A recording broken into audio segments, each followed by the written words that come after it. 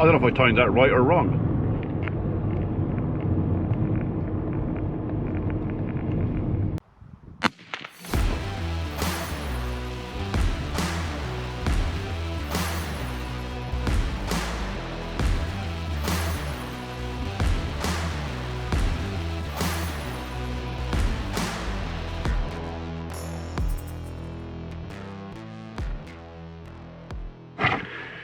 Okay, so the original plan was to go and check the sheep for. No, you go over there.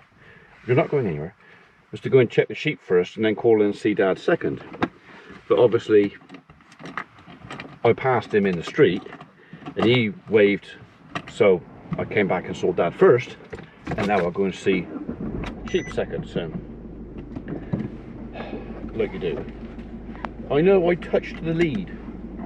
Every time I touch this, she gets excited. So, how many of you understand the colour code for dog leads? She's got a red one, and the reason she has a red one is because she's a grumpy what's name, doesn't really get on well with other dogs. Depending on the nature of your dog, you can have a colour coded lead to tell other dog walkers or people what sort of dog you've got. How many of you knew that? Have you got the right coloured lead for your dog? So, red is kind of, beware, I'm a bit of a grumpy bugger. But you can have yellow, blue, green, brown, black. They all have a different meaning for those that know what it is. So, don't ask me what colour does what, I just know red is grumpy bugger. Okay? So, look it up. You can get the right colour lead for your dog, and maybe 1 out of 50 people will know what it means. Okay, so I didn't get to see the sheep first.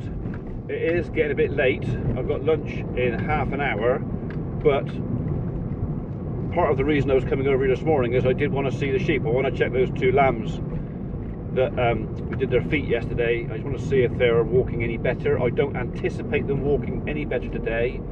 The one was quite sore, and of course the other one I nipped a bit close, and there was a bit more blood than I would have liked.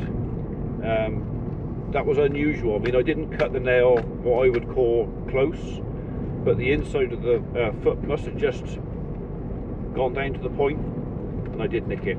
So always feel guilty, but it is one of those things. Once the foot heals, which it will, the lamb will be better off. And I was generous with the antibiotic, not injectable, the spray antibiotic. I was generous with it. So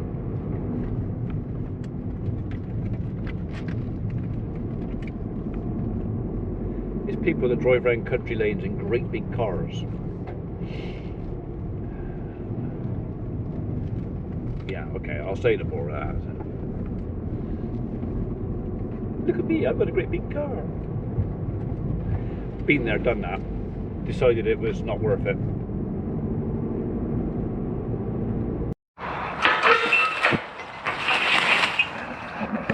The walk won't kill me.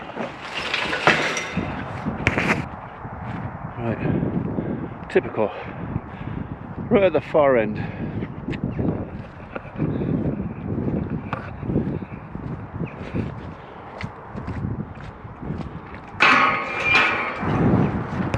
Well, they're all spread out and led down and quiet, and the one that I'm pretty sure was quite lame is one of the few that's actually stood up. That's a good sign.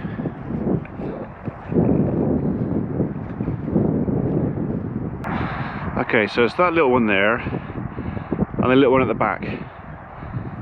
He's walking better. Look, I've got another one gone lame now.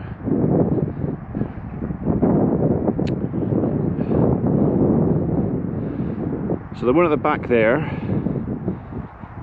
that's one we treated yesterday. He's walking better too.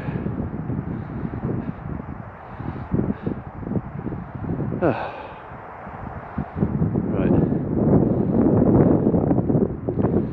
Okay, so reasonable success on the 2, and then we got another one that's gone lame on the front. front left. Now there's a chance he might just have picked up a stone or a twig or something in there, and that the lameness may just be temporary, but we'll have to keep an eye on it. But the little fella at the back there, we got a couple of weekly lambs, and as I mentioned to somebody who asked about them, that was two of the Herdwick lambs that we took off the ewe because it turned out she had no milk, and we bottle fed them for quite a while, and we got them up to a decent sort of, they were going quite well, and then we came back off the bottle and they went back so fast they never recovered. I don't think they had a decent dose of colostrum, and I think that was a problem with them.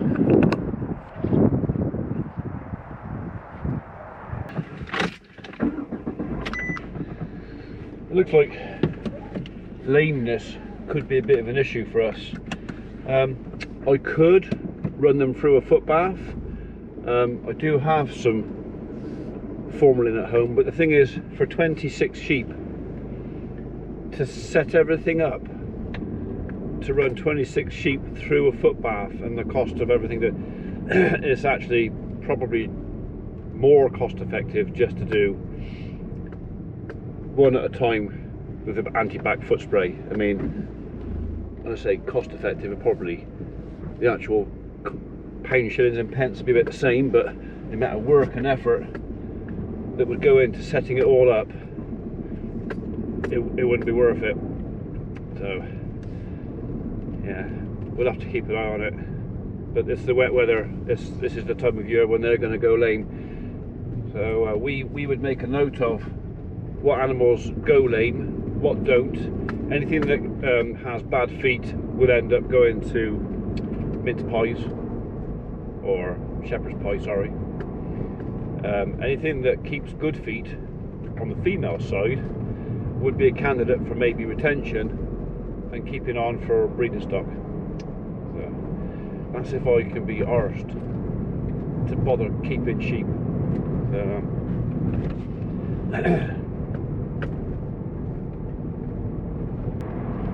Right, well, that's my morning done. I mean, not dreadfully exciting. Bit of cattle feeding first thing, see the father, check in the sheep.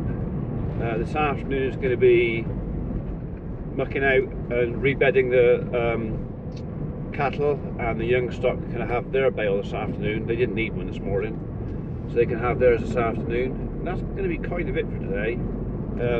Not terribly busy, but I don't mind that. It's Sunday. I try if I can not to be too busy on Sundays. Not because it's a religious break to some folks. It's just Sunday. If I get the chance to curl up in front of the fire, in front of the telly in a decent movie on a Sunday, that's what I'll do, if I can.